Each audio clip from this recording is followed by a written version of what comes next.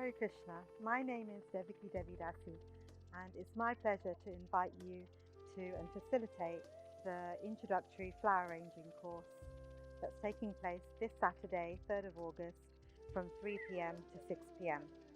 In the Bhagavad Gita, a sacred text spoken 5,000 years ago, Lord Krishna says that know that all beautiful, glorious, and opulent creations are but a spark of my splendor.